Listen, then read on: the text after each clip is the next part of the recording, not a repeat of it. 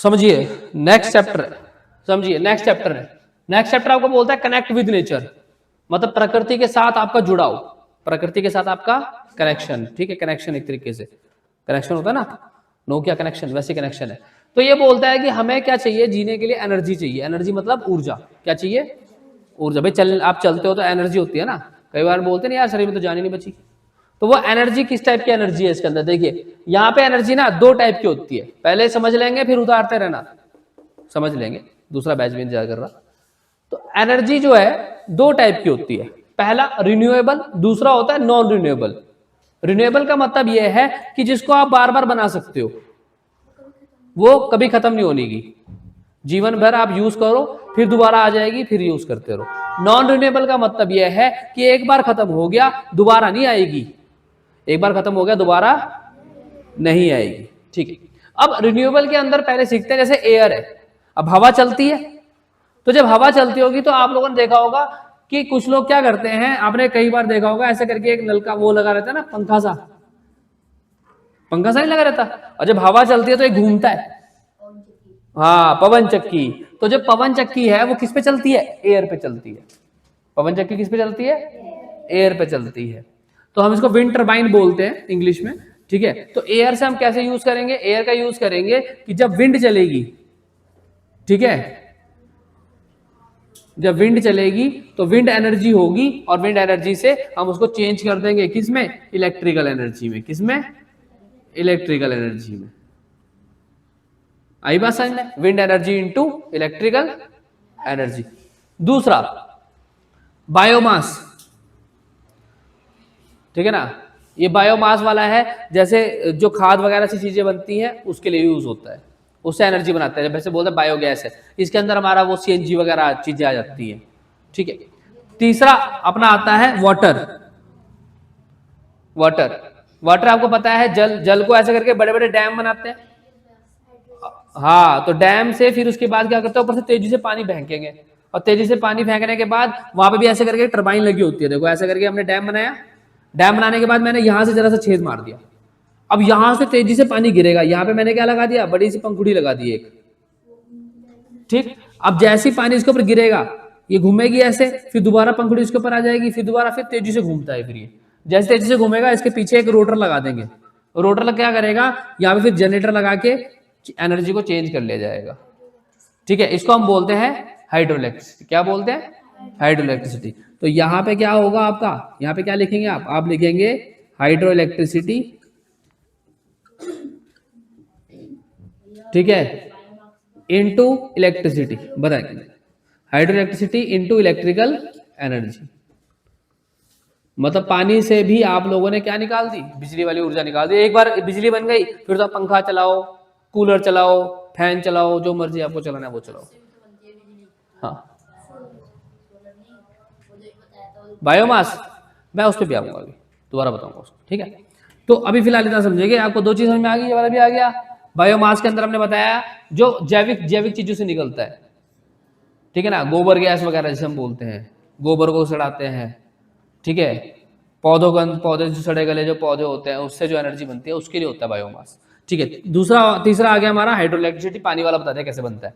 फिर आता है सन, सूरज, और सूरज का तो आपको पता ही है आजकल सोलर पैनल बहुत लग रहे हैं घर में, हर चौथे बंदा सोलर पैनल लगवा रहा है, क्यों, बिजली का बिल कम आएगा और चेतक फ्री में चलेगा, है ना भाई, चेतक से उसी को चार्ज कर लिया, उसी से चार्ज हो रहा होगा आजकल वो, और बस चेतक ही फ्री में चल रहा, और अपना बिजली तो सूरज दे ही रहा। तो देखिए सूरज ना हमें दो तरीके की एनर्जी देता है, सूरज हमें दो तरीके की एनर्जी देता है। कैसी एनर्जी देता है, दो तरीके की। एक होता है हीट एनर्जी, मतलब जिसमें हमें गर्मी मिलती है, और दूसरा होता है लाइट एनर्जी, जिससे आप देख पाते हो। भाई अगर लाइट है तभी तो मैं आपको पढ़ा रहा हूँ, अभी लाइट नहीं है तो अगर मान लो शटर भी डाउन कर दिया जाए तो आप लोग तो मुझे दिखाई नहीं दोगे, आप बोलोगे भैया बोर्ड में दिखाई नहीं दे रहा कुछ भी। तो ये लाइट एनर्जी तो है जो हम सूरज की फ्री वाली एनर्जी यूज कर रहे हैं। ये जो एनर्जी हम यूज कर रहे हैं बिना बिजली पंखे के, हम बैठे हुए हैं यहाँ पे और हमें दिखाई दे रहा है, पढ़ा रहे हैं, ये सूरज की तो लाइट एनर्जी है। तो दो तरीके की एनर्जी होती है, एक हीट वाली और एक लाइट एनर्जी से। अब हीट एनर्जी का यूज कहां आप करते हैं, जैसे आपने देखा होगा आजकल क्या लग रहे हैं, सोलर पैनल लग रहे हैं भाई, सोलर पैनल से बिजली बनती है। दूसरा सोलर कुकर, नाम सुना होगा आप लोगों ने, सोलर कुकर में क्या होता है, वो एक प्लेट सी रहती है, ठीक है, उसमें लाइट, पूरा काले रंग का डब्बा बनाते हैं उसके अंदर, और फिर उसके साथ चावल रख दोगे तो 2-3 घंटे बाद सूरज की गर्मी से ही वो खाना पक जाता है, मतलब फ्री में खाना बन रहा, गैस का टेंशन खत्म। तीसरा सोलर कुकर हो गया, ठीक है। और क्या बचा है इसके अंदर? सोलर पैनल हो गया, सोलर कुकर हो गया, और कुछ बचा सोलर से? हीटर, सोलर हीटर, लोग पानी भी गर्म करते हैं, ठीक है। ये सब क्या है? हीट एनर्जी है सूरज की। ये सूरज खत्म ही नहीं होने का, तो इसलिए हमने इसको रखा हुआ जिसको आप रिन्यू कर सकते हो बार बार, ठीक है। लाइट एनर्जी के अंदर सुन लो, लाइट एनर्जी के अंदर क्या हम क्या दे सकते हैं? देखो लाइट एनर्जी क्या होता है, जो पौधे होते हैं वो सूरज की लाइट में क्या बनाएंगे? ऑक्सीजन देते हैं ना, भूल गए क्या आप लोग? वो क्या देते हैं? ऑक्सीजन। कार्बन डाइऑक्साइड लेते हैं, ऑक्सीजन देते हैं। तो क्या होता है प्लांट के अंदर? फोटोसिंथेसिस होती है। क्या होती है? फोटोसिंथेसिस की प्रोसेस होती है। प्रकाश संश्लेषण की प्रक्रिया पढ़ाई थी आप लोगों को, फोटोसिंथेसिस नहीं पढ़ी कि भूल गए? नहीं पढ़ी? बढ़िया, शाबाश। चलिए, हाँ अभी समझा लें। तो फोटोसिंथेसिस में क्या होता है, जो पौधे हैं वो सूरज से रोशनी लेते हैं, ठीक है, और रूट्स लेते हैं। फोटोसिंथेसिस भी एक दिन आपको समझा देंगे ढंग से, ठीक है। और सूरज की रोशनी से क्या करते हैं, समझ लो पहले बेटे, ठीक है। देखिए फोटोसिंथेसिस शॉर्टकट में सिखा देता हूं आप लोगों को छोटा छोटा, ठीक है। देखिए मान लीजिए कि कोई प्लांट है, ठीक। अब सूरज की रोशनी जब इसके ऊपर पड़ेगी, ठीक है, ये प्लांट है, ये अपना खाना कहां से लेगा? ये जड़ है इसकी, ये क्या है? रूट्स है। क्या है? रूट्स है। अब इससे जड़ से खाना लेगा ऊपर, ठीक है ना, और पत्तियों तक जाएगा। पत्तियां सारी की सारी हरी होती हैं। अब क्यों हरी होती है? क्योंकि उसके अंदर क्लोरोफिल मिलता है। क्या मिलता है? क्लोरोफिल मिलता है। सारी पत्तियां इसलिए हरी होती हैं, ठीक है। अब ये क्लोरोफिल का काम क्या होता है? ये सूरज की रोशनी को पकड़ता है, और सूरज की रोशनी को पकड़ के अपना खाना बनाएगा पौधा खुद। उसको कोई शिकार करने नहीं जाना, उसको अपने आटा चावल खुद नहीं पकाने, तो अपना खाना ये खुद बनाएगा, क्योंकि उसके पास क्लोरोफिल है पहले से ही, ठीक। अब जैसे उसका खाना बन जाएगा, अब ये रिलीज करेगा, अपने आप बड़ा हो जाएगा, और रिलीज क्या करेगा? ऑक्सीजन रिलीज करेगा। क्या रिलीज करेगा? ऑक्सीजन। और ऑक्सीजन हम जैसे जानवर लोग लेते हैं ना, हम जैसे, भाई मानव जो है एनिमल के अंदर आता है ना, ठीक है, वो लेते हैं, ठीक। अब उसके बाद यही ऑक्सीजन को लेके मान लो बकरी आ गई, बकरी आ गई, बकरी क्या करेगी? उस पौधे को खाएगी। बकरी क्या करेगी? उस पौधे को खाएगी। अब उस बकरी को कौन खाएगा? उस बकरी को शेर खाएगा। तो ऐसे करके क्या चलती है हमारी साइकिल? ऐसे क्या चलेगी हमारी साइकिल? चलती है, जिसे हम बोलते हैं फूड साइकिल। क्या बोलते हैं? फूड साइकिल, फूड चेन जिसे हम बोलते हैं। तो आप ऐसे समझ लेंगे कि ये फोटोसिंथेसिस जो है, ये एनर्जी किस में चेंज होगी? केमिकल एनर्जी में चेंज होगी। किस में होगी? केमिकल एनर्जी में चेंज होगी। केमिकल एनर्जी बनाई ना इसने, और यही केमिकल एनर्जी जो है बाद में स्टार्च के रूप में रहेगी, फिर पौधे टू पौधे और प्लांट्स से प्लांट्स, फिर उसके बाद एनिमल टू एनिमल चलता चला जाएगा, ठीक है। ये वाला समझ में आ गया? लाइट एनर्जी वाला पूरा जो जीवन चल रहा है इसी पे चल रहा है। फिर अब बात करते हैं non renewable source. Non renewable source, इसके अंदर सबसे पहले ऑप्शन एक ही आता है, फॉसिल फ्यूल। क्या आता है?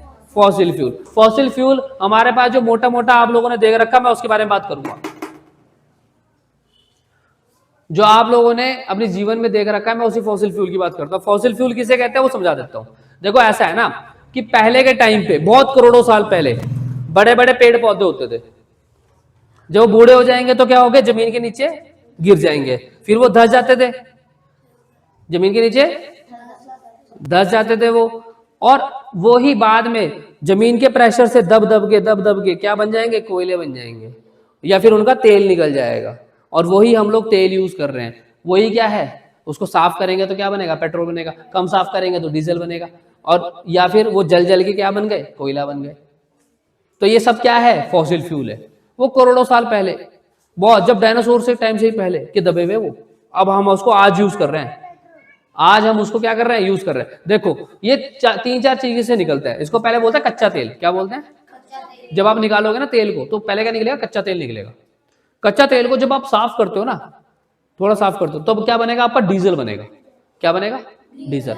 और जब डीजल से थोड़ा सा और ज्यादा साफ किया जाता है, उसको बिल्कुल प्योर किया जाता है, ठीक है, एथेन वगैरह मिलाया जाता है उसके अंदर, तो आपका क्या बनता है? पेट्रोल। क्या बनेगा? पेट्रोल सबसे ज्यादा बढ़िया है। इसलिए पेट्रोल वाली जो गाड़ी होती है वो प्रदूषण कम करती है। डीजल वाली गाड़ियां ज्यादा प्रदूषण करती है। डीजल वाली गाड़ी ज्यादा पोल्यूशन करेगी, तभी तो कहते हैं कि दिल्ली में हम लोग डीजल वाली गाड़ियां बंद कर देंगे कि पेट्रोल वाली गाड़ी चलाओ खाली। आगे बात समझ में, क्लियर होगी बात। तो ये फॉसिल फ्यूल क्या है, ये करोड़ों साल पहले दब के तब निकाला था हमने, पहले साल उतने साल पहले दबे थे तब निकाला हमने, तो अब तो खत्म होंगे ही ना कभी तो खत्म हो जाएंगे ये। अब थोड़े कोई पेड़ बचे, अब तो हर जगह क्या है, ये दीवारें हैं, कंकड़ है, पेड़ कहाँ बचे अब थोड़े पेड़ बचे, अब तो 2-4 पेड़ बचे, उसको ऐसे काट के लोग आग लगा लेते हैं, उसका वैसे कोयला बना लेते हैं, घर में ही लगा लेते हैं, इसलिए तो कहते हैं लकड़ी ना जलाओ। ठीक है, 2 मिनट। अब ये जो फॉसिल फ्यूल है इसका यूज अलग अलग जगह पे होता है, कहाँ होता है वो सुन लो। पेट्रोल का आपको पता है गाड़ी चलाने में होता है, दूसरा कोयले का आप लोग घर में यूज करते हैं, दूसरा कोयले को जला के पहले रेल के इंजन चलाते थे ना रेल के इंजन, आपने सुना होगा पिक्चरों में, कोयले वाला रेल का इंजन। तीसरा डीजल गाड़ियां, आपको पता है गाड़ियों का यूज होता है। दूसरा डीजल का यूज जनरेटर में भी होता है, डीजल डालते हैं जनरेटर में जब लाइट नहीं आती, ठीक है, शादी ब्याह में देखा होगा, वहां पे चलाते हैं। दूसरा थर्मल एनर्जी जो है, थर्मल प्लांट के अंदर भी सेम क्या होता है, कोयले को जलाया जाता है और बिजली बनाई जाती है। अभी जो पूरे इंडिया के अंदर सबसे ज्यादा जो बिजली बनती है वो इसी से बन रही है, थर्मल से। उत्तराखंड साफ इसलिए है क्यों, क्योंकि उत्तराखंड जो है हाइड्रो इलेक्ट्रिसिटी पे काम करता है, इसलिए उत्तराखंड में प्रदूषण कम है। लेकिन जब यहाँ कोयले को जलाया जाता है तो पोल्यूशन ज्यादा होता है। दिल्ली वगैरह में पोल्यूशन क्यों ज्यादा है, क्योंकि वहां पे थर्मल एनर्जी ज्यादा है भाई, वहां डीजल वजह से पेट्रोल नहीं वो प्रदूषण नहीं हो रहा, वहां इसकी वजह से पोल्यूशन हो रहा, क्योंकि वहां कोई पानी पूरी तो है नहीं जो एनर्जी घर बैठ के बना लेंगे, तो एनर्जी तो चाहिए, क्योंकि लाइट तो सबको चाहिए वहां पे। तो वहां पे क्या करते हैं, वो कोयले को जलाते हैं और बिजली बनाते हैं। और जब तक ये रहेगा, तुम कोई सी भी गाड़ी बंद कर लो, पोल्यूशन खत्म नहीं होगा, क्योंकि भाई ये तो रोज चाहिए, ये तो रोज चलेगा ये तो। ठीक है, तो ये आ गया नॉन रिन्यूएबल रिसोर्स, ठीक है, जिसके अंदर मान के चलो जो एक बार खत्म हो गया दोबारा से नहीं बनेगा। क्लियर बात, सबके समझ में आ गया। अब उतारिए, ये वाला मत उतारना, फोटोसिंथेसिस में अलग से कहूंगा किसी और वीडियो में, ठीक है।